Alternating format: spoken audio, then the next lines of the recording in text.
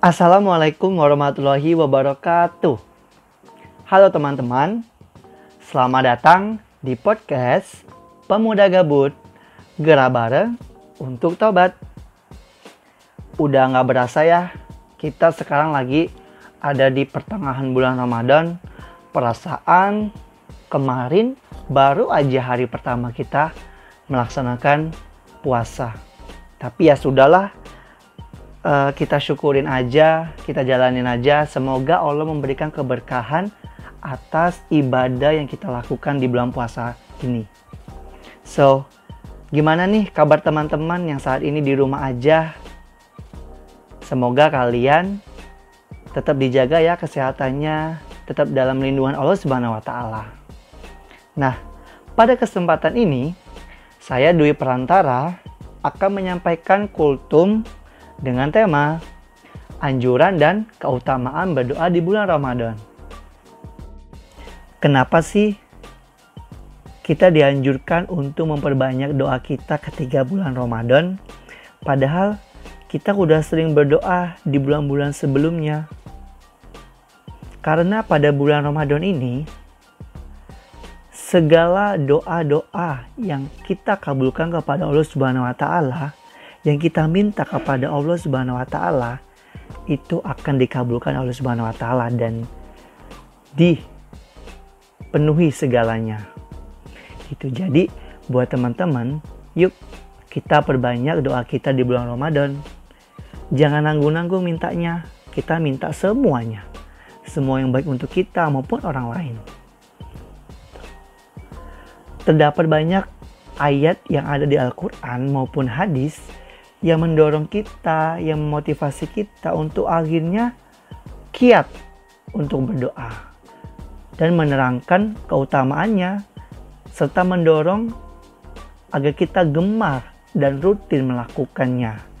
Jadi buat teman-teman nih, yuk kita selipkan setiap aktivitas kita untuk akhirnya kita berdoa sesuatu yang baik di dalam setiap aktivitas kita.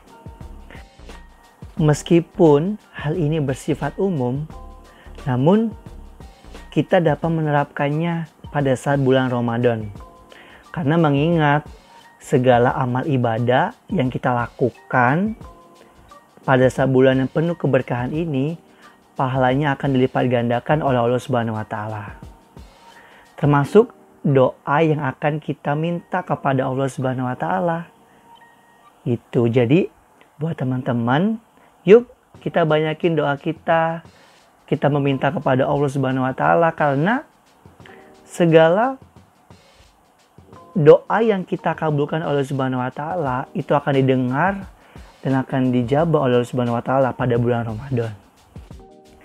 Dalam doa yang akan kita kabulkan, Allah Subhanahu wa Ta'ala berfirman, "Dan Tuhanmu berfirman, berdoalah kepadaku, niscaya akan kuperkenankan bagimu."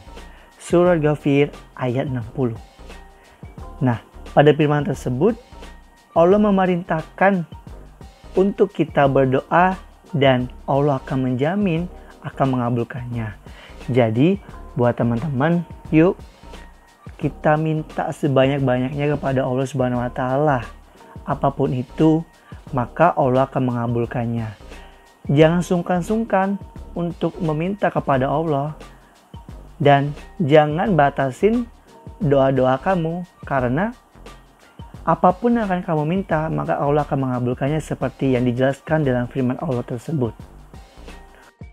Selanjutnya, ketika kita ingin meminta kepada Allah Subhanahu wa Ta'ala, berdoa kepada Allah Subhanahu wa Ta'ala, maka sudah sepatutnya kita berdoa dengan merendahkan diri kita. Jelas dalam firman Allah Subhanahu wa Ta'ala, berdoalah kepada Tuhanmu dengan berendah diri dan suara yang lembut. Sesungguhnya Allah tidak menyukai orang-orang yang melampaui batas. Al-A'raf ayat 55. Maksud dari firman tersebut adalah berdoalah kepada Allah Subhanahu wa Ta'ala dengan menghinakan diri dan secara rahasia, penuh khusyuk dan merendahkan diri. Sesungguhnya Allah tidak menyukai orang-orang yang melampaui batas, yakni tidak menyukai orang-orang yang melampaui batas, baik dalam berdoa ataupun yang lainnya.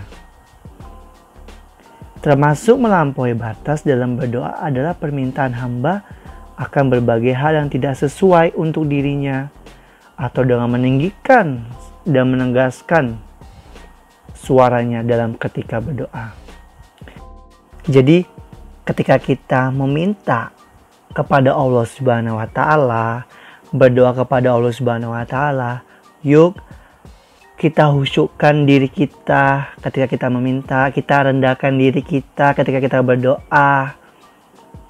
Maka Allah sesungguhnya menyukai orang-orang yang menggunakan kata-kata lembut ketika meminta kepadanya. Abu Musa al-Asy'ari berkata, orang-orang yang meninggikan suaranya ketika berdoa, maka Rasulullah SAW bersabda, wahai sekalian manusia, kasihanilah dirimu, sesungguhnya kamu tidak berdoa kepada zat yang tuli, tidak pula goib. Sesungguhnya zat yang kamu berdoa padanya itu maha mendengar lagi maha dekat.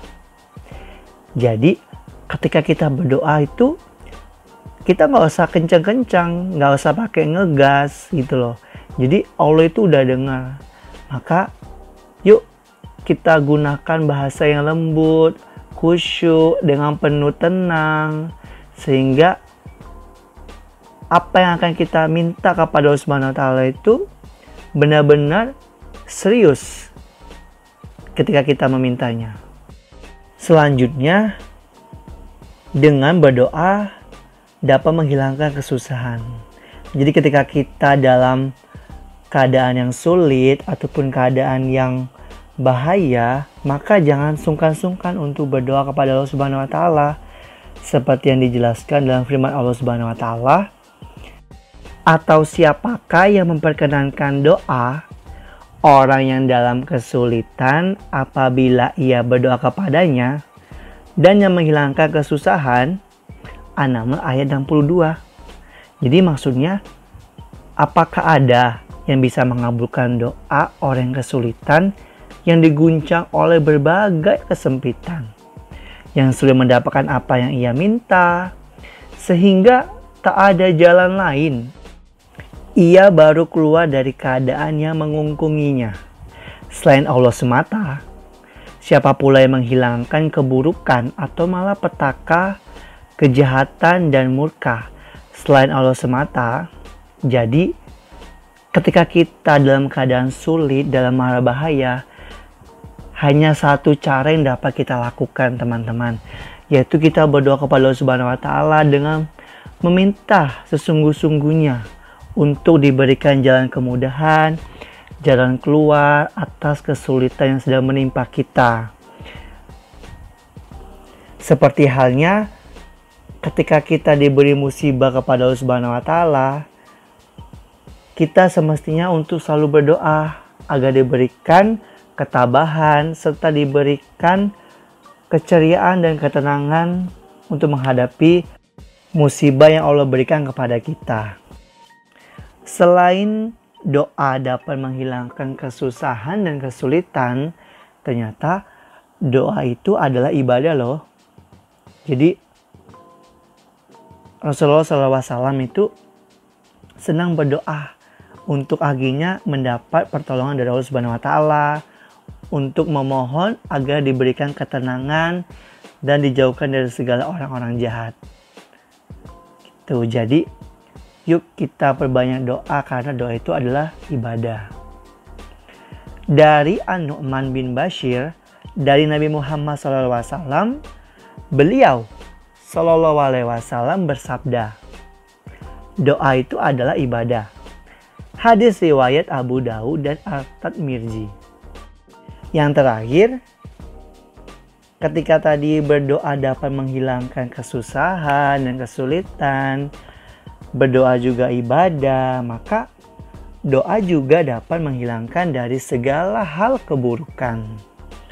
Dari Ubadah bin As-Samit, ia berkata, sesungguhnya Rasulullah SAW bersabda, tidak ada seorang muslim yang berdoa kepada Allah di dunia dengan suatu permohonan kecuali dia mengabulkannya atau menghilangkan daripadanya keburukan yang semisalnya, selama ia tidak meminta suatu dosa atau pemutusan kerabat.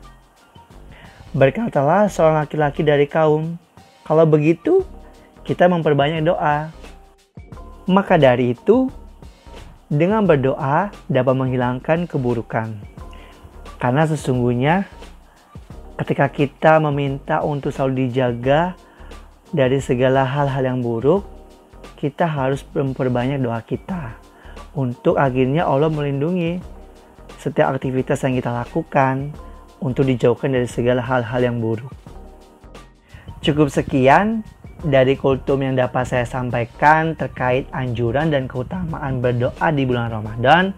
Semoga teman-teman yang ada di rumah yuk saling berlomba-lomba dalam berdoa di dalam bulan Ramadan. Karena sesungguhnya di bulan yang penuh berkah ini Allah akan mendengarkan dan mengabulkan segala permintaan doa kita dan melipat gandakan segala amal perbuatan yang kita lakukan di dalam bulan suci Ramadan ini. Mungkin itu aja yang dapat saya sampaikan dalam kesempatan ini, dan mohon maaf juga apabila ada salah dan kata dalam penyampaian. Dan terima kasih buat teman-teman yang udah mau dengerin podcast saya kali ini. Semoga bermanfaat. Ambil yang baiknya aja dan buang yang buruknya. Nah, jangan lupa like, share, and comment video ini dan follow Instagram Pemuda Gabut. Oh ya, satu lagi, subscribe akun YouTube Pemuda Gabut. Sekian dari saya. Wassalamualaikum warahmatullahi wabarakatuh. Pemuda Gabut, gerak bareng untuk tobat.